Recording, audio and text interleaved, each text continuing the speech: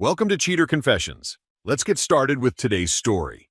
Dorothy stood by the hallway mirror, slipping on the light blue jacket she rarely wore unless she wanted to look sharp.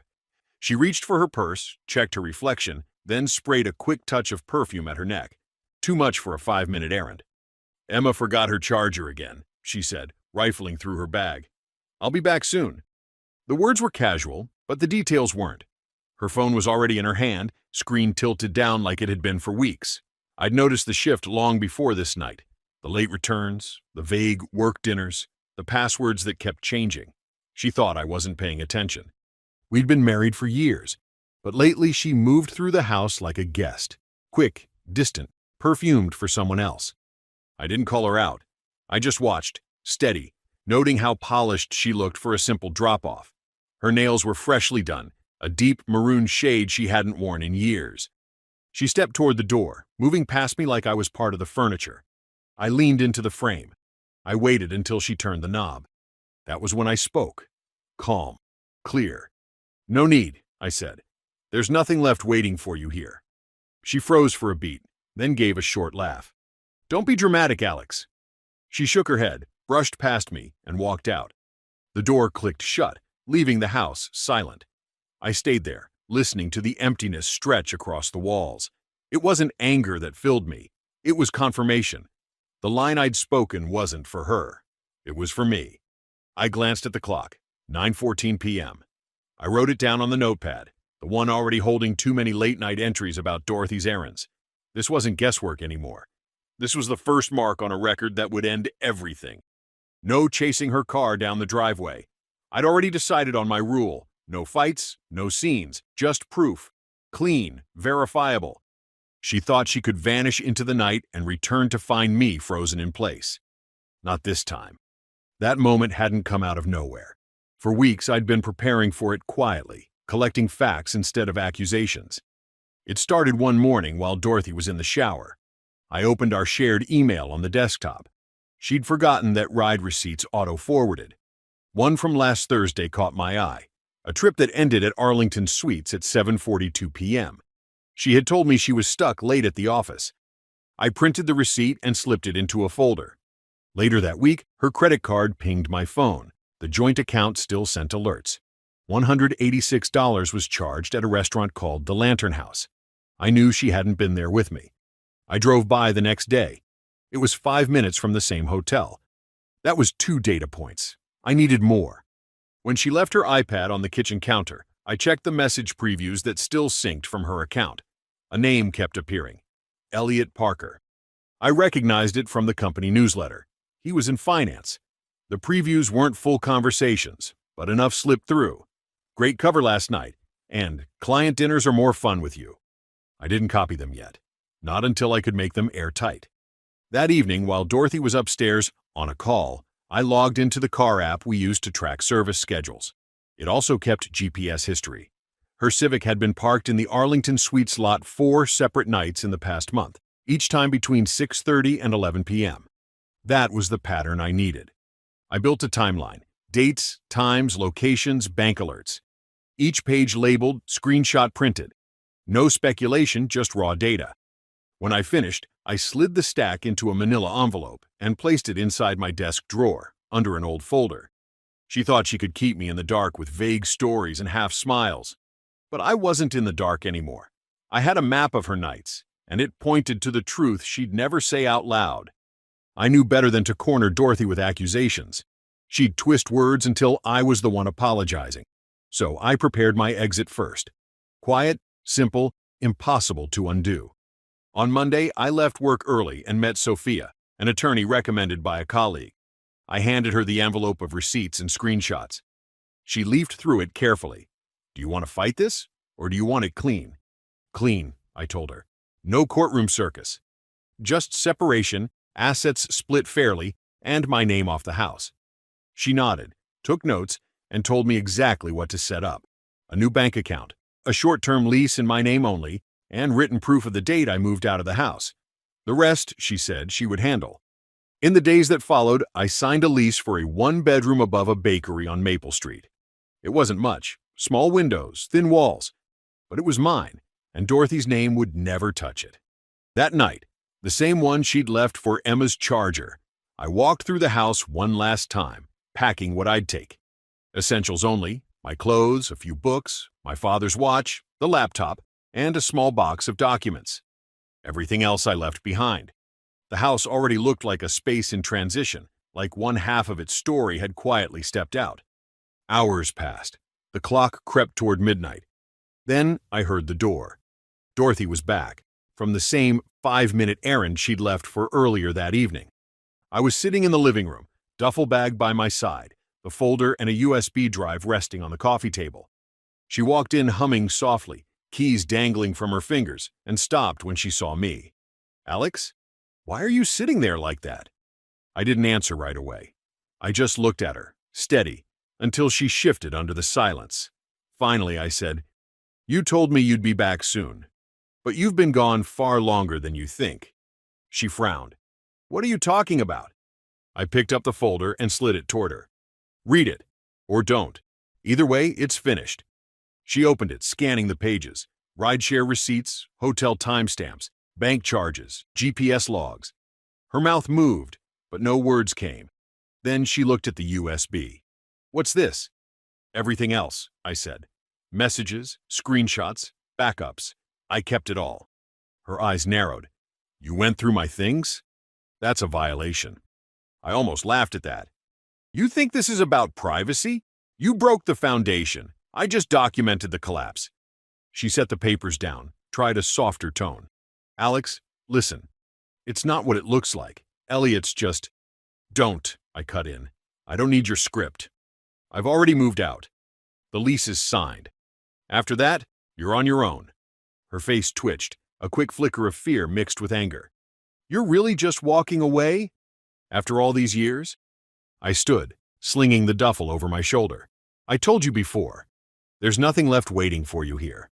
I opened the door. She stayed frozen in the entryway, clutching the folder like it might change something. I didn't wait for her answer. I stepped outside, closed the door behind me, and didn't look back. I moved into the Maple Street apartment. It was small, loud, and imperfect, but it was outside Dorothy's orbit, and that was enough. By noon, my phone lit up with calls. First 2, then 5, then 12 in a row. Each time, I let it buzz out. Finally, I replied once by text. "Dorothy, all communication goes through Sophia from this point. I won't be speaking with you directly about the divorce or property. Please respect that." Her answer came in seconds. "We don't need lawyers. We can fix this ourselves. Just come home." I turned the phone face down and didn't answer. Later that night, my neighbor from the old street, Naomi Ellis, sent me a text. "Dorothy came by, asking if you'd said anything to me." I didn't answer. "Thought you should know." I thanked her, deleted the message, and set my phone to silent. No announcements, no grand gestures, just clean distance. That was my plan. She could scramble, ask questions, and knock on doors.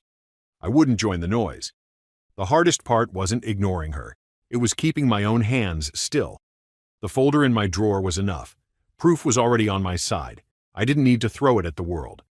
6 days passed without a word from me.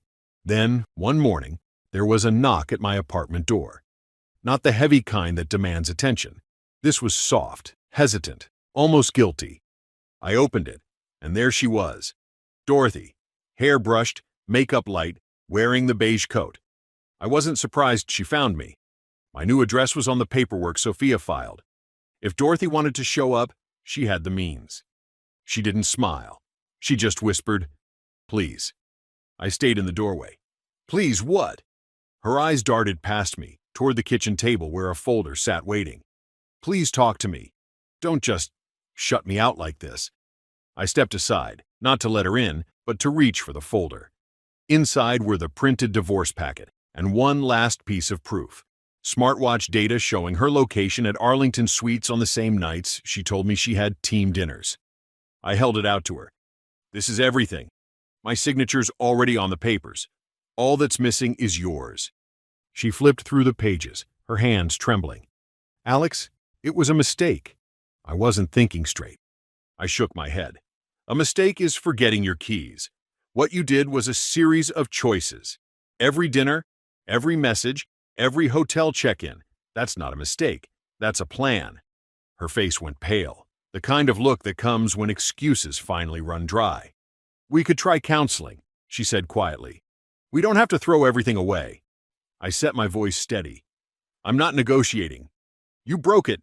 I'm just finishing it. She looked at me for a long moment, waiting for me to soften like I always had. But I didn't. She finally tucked the folder under her arm, turned, and walked down the hall. No tears, no promises to come back, just silence. I closed the door, slid the lock, and leaned against the wall. For the first time, I felt the balance shift. She wasn't in control anymore, and I wasn't chasing her. The divorce packet moved quickly once Sophia filed it. Dorothy didn't contest much. Her signature showed up on the documents within a week.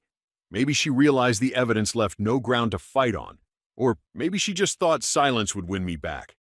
She kept the house. That was part of the agreement. My name off the deed, clean and final. I didn't want anything that made her think I might return. I settled into the Maple Street apartment. Some nights I felt the pull to write her messages, rants, questions, half-finished speeches. I opened the Notes app, typed paragraphs, then deleted them. There was no point sending anything. Words had been wasted already. Instead, I kept a simple record. Dates filed, calls ignored, progress made. A diary of facts, not feelings. One afternoon, while sorting old backups, I stumbled across a voice memo Dorothy had left on her phone 2 months earlier. It had auto-synced before she changed her passwords. I pressed play. Her voice came through, laughing. Then another man's voice. Elliot. She said, "He has no clue. Sometimes I feel bad, but not enough to stop." I sat there listening, waiting for the anger. But it didn't come. Just a dull confirmation of what I already knew. For a moment, I considered sending it to her boss. It would have burned her job down in seconds. The file was that clear. But I didn't. Not because she didn't deserve consequences, she did, but because I didn't need to scorch the earth to feel free. I dragged the file into a private archive and left it there. That was the victory, restraint, letting her live with her choices without me feeding the fire. From then on, whenever the urge to strike back hit me, I reminded myself I'd already won by walking away. The decree arrived 2 weeks later, a plain envelope from the courthouse with a single sheet inside. My name stood alone now, no more hyphen, no more signatures linked to hers.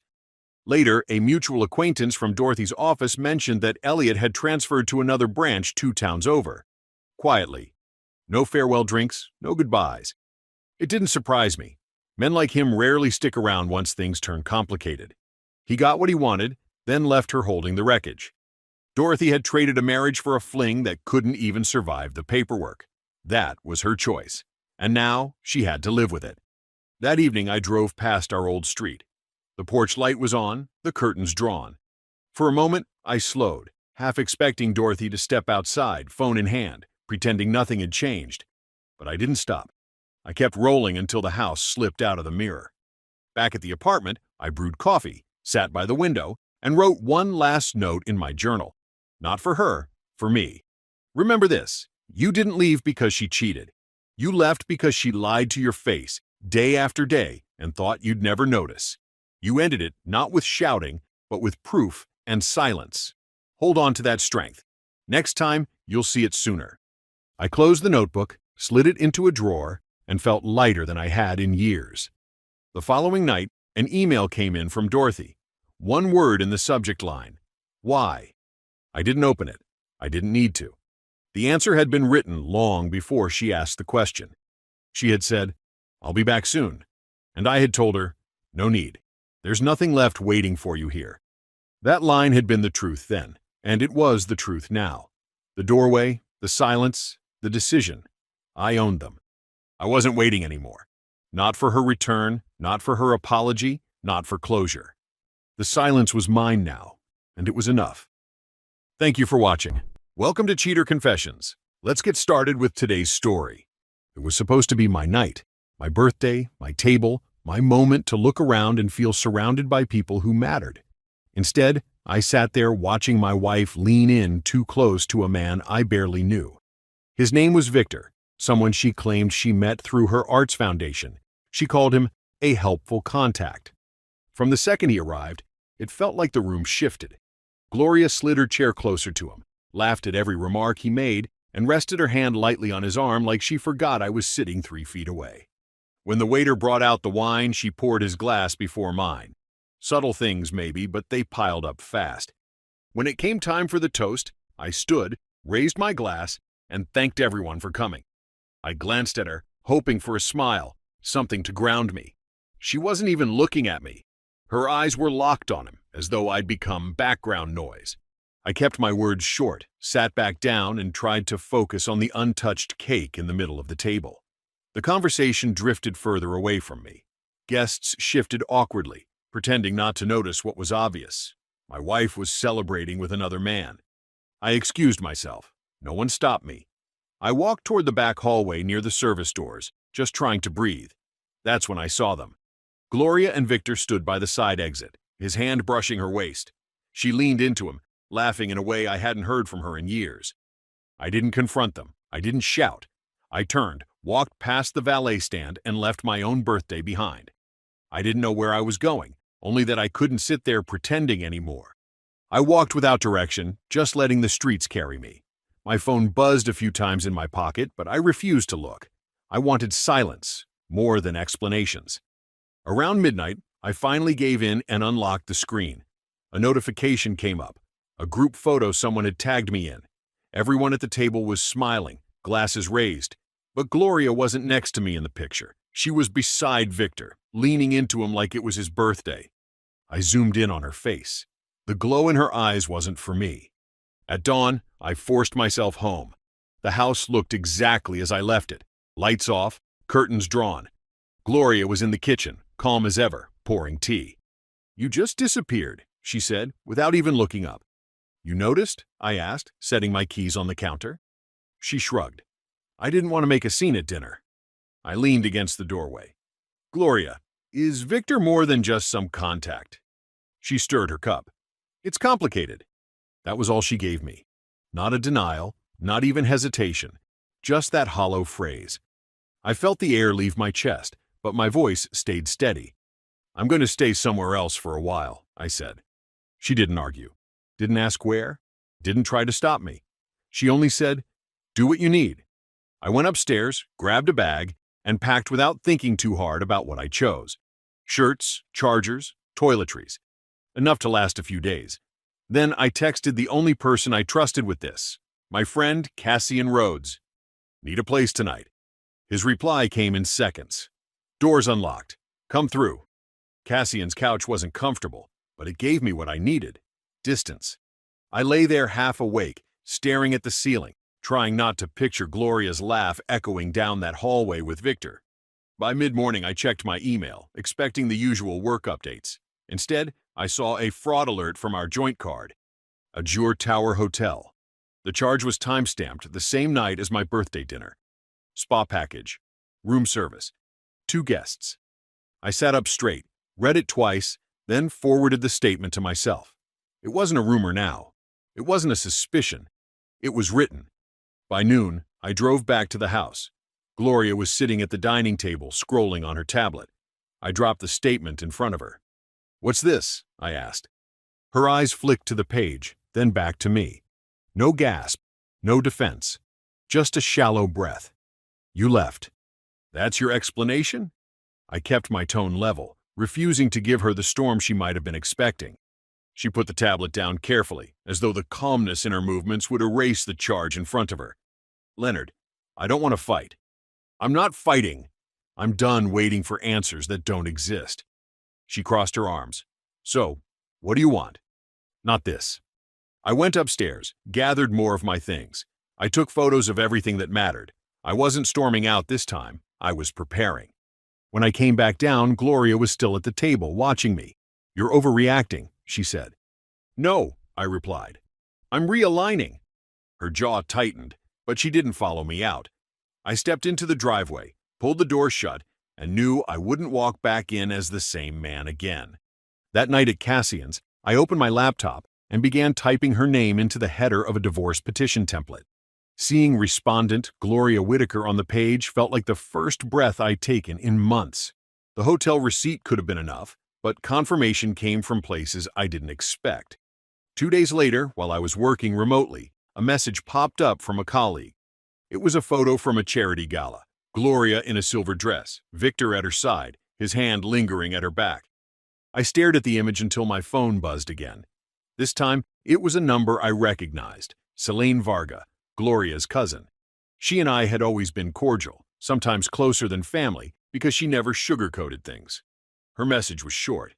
I thought you should know. This didn't start at your birthday. It's been going on for months. I'm sorry.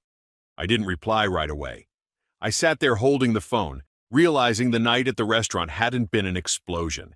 It was just the moment Gloria stopped pretending.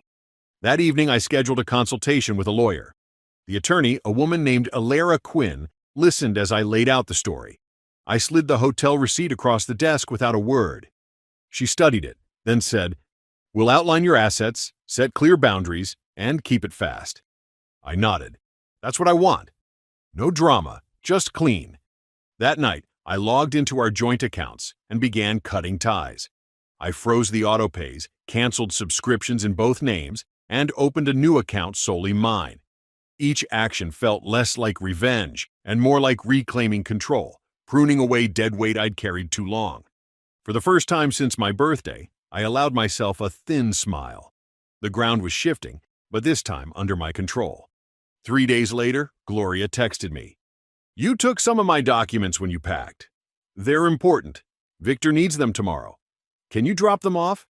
I read it twice. She could have asked me to bring them back to the house. She could have met me herself. Instead, she handed me an errand that ended with Victor. It wasn't a mistake. It was a statement.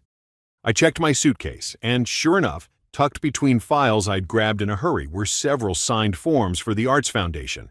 I could have told her to come get them herself. But instead, I agreed. The next morning, I walked into a cafe near the foundation offices. Victor was already there. He spotted me, froze for a second, then straightened like he'd been preparing for this moment. "Leonard," he said, voice unsure. I placed the envelope on the table. "Your papers."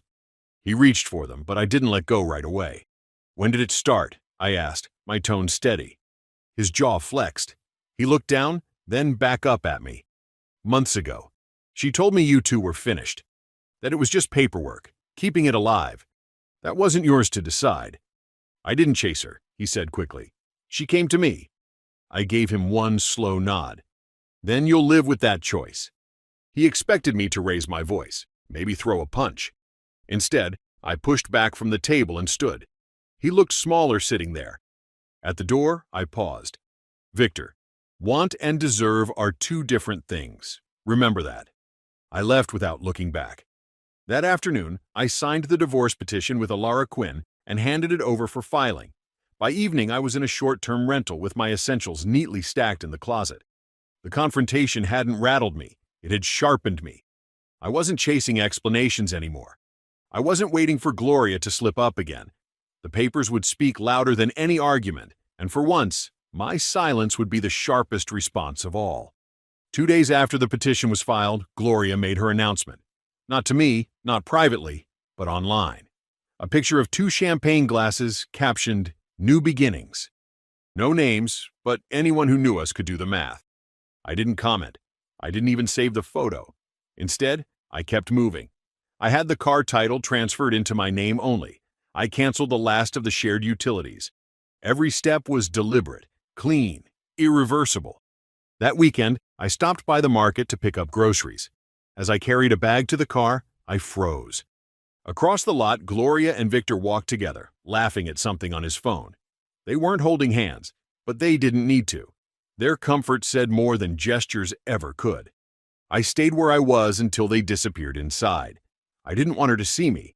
Not because I was ashamed, but because I refused to give her the satisfaction of eye contact. She'd made her choice.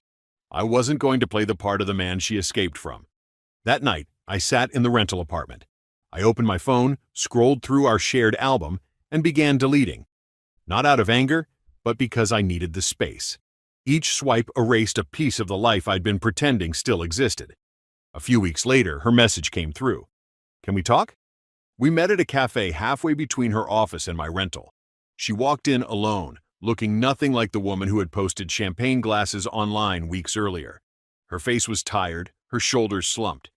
She sat across from me, folded her hands, and said, "It's not working." I stirred my coffee. "Victor?" Her lips pressed together. "He isn't what I thought. He's distant, always making excuses. People at the foundation whisper about us. I thought leaving you for him would feel like freedom, but it feels like nothing. Less than nothing." I let her words hang. I didn't nod. I didn't soften. "You left a marriage for him," I said finally. "Did you expect applause?" Her eyes watered, though she tried to keep them steady. "I made a mistake." I leaned forward slightly. "No, you made a choice. And choices stick." She looked down at her hands. "I thought maybe we could try again. Start over." I almost laughed, but I didn't. "Gloria, you ended us at that restaurant when you chose him at my table. You just didn't have the courage to say it out loud." She flinched. "So that's it? After everything we built?" "What we built," I said, "was real to me. Not to you. That's the difference." Silence stretched across the table. She broke it with a whisper. "Do you hate me?" I finished my coffee, set the cup down. "No. Hate would mean you still mattered that way. You don't." I stood, left a few bills on the saucer, and pushed my chair back. As I walked out into the street, I felt no anger, no thrill of victory, just clarity. She hadn't just lost me, she'd gambled everything for a man who was already gone.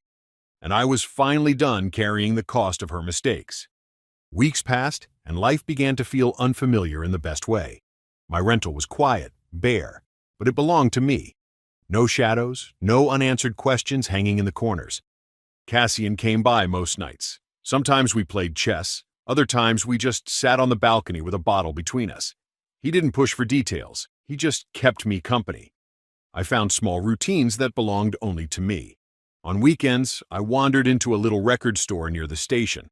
The clerk, Naomi Drennan, always had a vinyl spinning behind the counter. We'd talk about music, trade recommendations, and laugh about bands we both hated. It wasn't romantic, it wasn't complicated. It was honest. A reminder that connection didn't have to come with betrayal. Work carried on. My promotion was finalized, and one evening my team insisted on a celebratory dinner. As the glasses clinked and the speeches rolled, I remembered my birthday.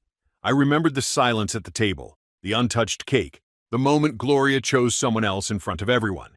This time I smiled and excused myself early.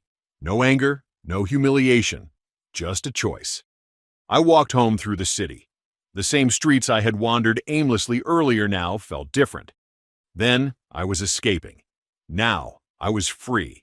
The man who left his own birthday dinner, shattered, had become someone else entirely. Someone who understood that losing her wasn't the tragedy. Staying would have been. For the first time in years, I wasn't waiting for Gloria to notice me, to choose me, to fight for me. I had chosen myself. And that was enough. Thank you for watching.